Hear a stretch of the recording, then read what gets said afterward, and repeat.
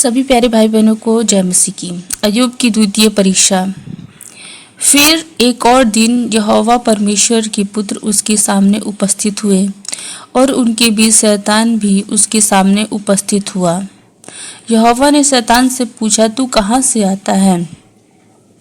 शैतान ने यहोवा को उत्तर दिया, इधर उधर घूमते फिरते और डोलते डालते आया हूँ। यहोवा ने शैतान से पूछा, क्या तूने मेरे दास अय्यूब पर ध्यान दिया है कि पृथ्वी पर उसके तुल्य खरा और सीधा और मेरा भय मानने वाला और बुराई से दूर रहने वाला मनुष्य और कोई नहीं है?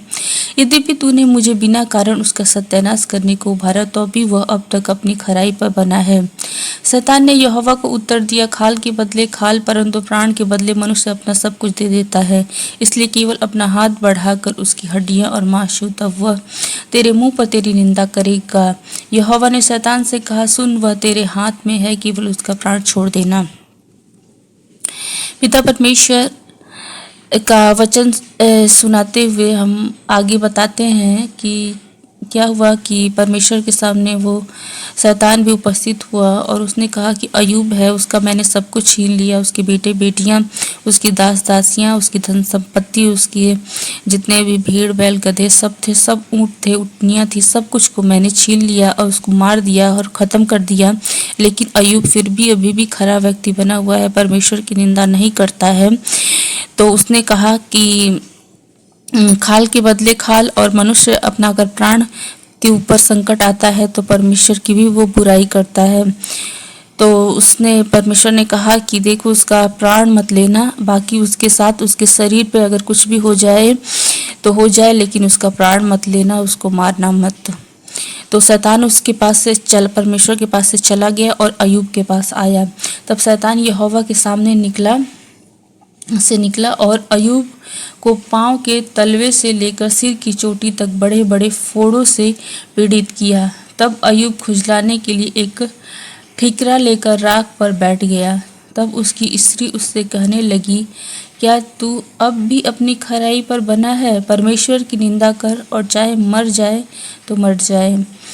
तब शैतान आया और अय्यूब को देखा कि वो बैठा हुआ है, तो उसने उसको छुआ और उसके शरीर में फोड़े निकल आए, पूरे शरीर पे उसको फोड़ों से पीड़ित कर दिया।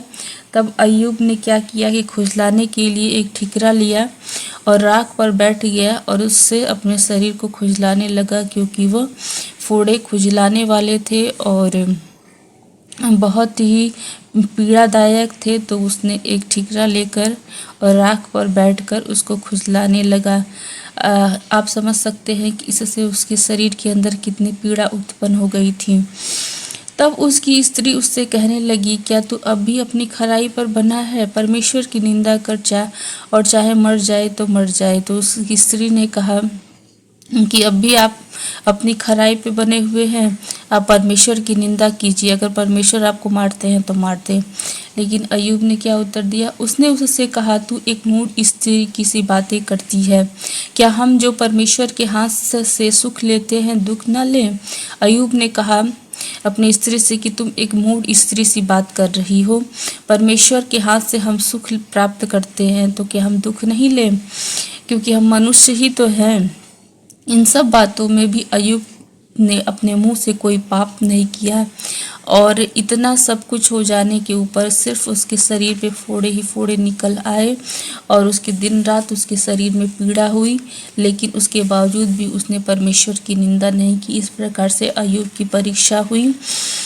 अय्यूब के मित्रों का आगमन। उसके बाद मित्रों को ये समाचार मिला कि अय्यूब की स्थिति ऐसी हो गई है, तो वो उसके पास आए। जब तेमानी एलीपज और सूही बिल्दद और नपाती सोपर अय्यूब के इन 3 मित्रों ने इन सब विपत्ति का समाचार पाया जो उस पर पड़ी थी, तब वे आपस में यह ठानकर कि हम अय्यूब के पास जाकर उसके संग विलाप करेंगे।